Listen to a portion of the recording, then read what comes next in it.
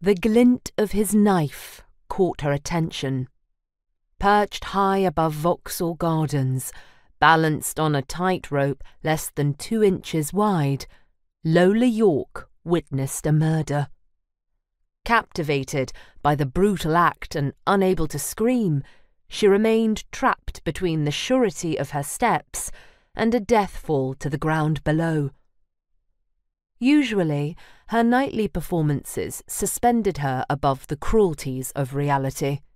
Walking the rope was the only time she felt completely safe and utterly free, as though she could finally breathe once she rose above London, unfettered by the sins of the past and uncertainty of her future.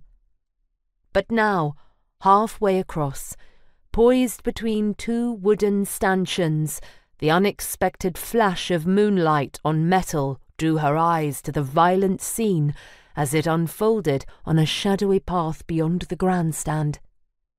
Horrified and transfixed, she stayed motionless, while below, multitudes of gathered spectators and excitement-seekers waited breathlessly for her next step.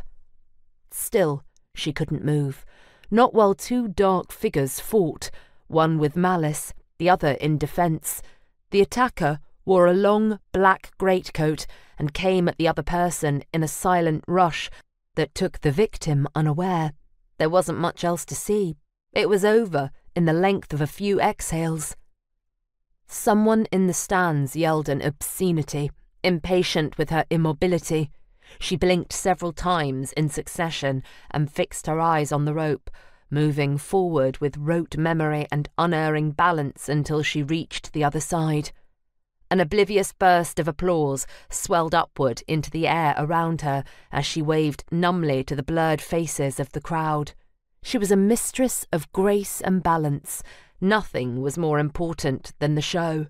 Shaken, she glanced over her shoulder, beyond the grandstand to the darkened path where she'd witnessed someone's life stolen in a matter of seconds. Now, only darkness met her eyes, aside from the slumped form of a body left behind. Pickpockets, swindlers, prostitutes and the like were common to Vauxhall. In fact, many visitors thrived on the danger and illicit juxtaposition the pleasure gardens offered. But murder was unsettling. She had no time to reconcile her thoughts as the grandstand emptied, the show having ended. A heartbeat later, a high-pitched scream pierced the air. Several more followed. Male voices barked orders, crowds dispersed, others gathered along the path periphery, seeking a bit of morbid gawking. The shrill whistle of the watch sounded. On that isolated path, things were becoming known. Far above the chaos, Lola waited on the wooden platform. "Lola!"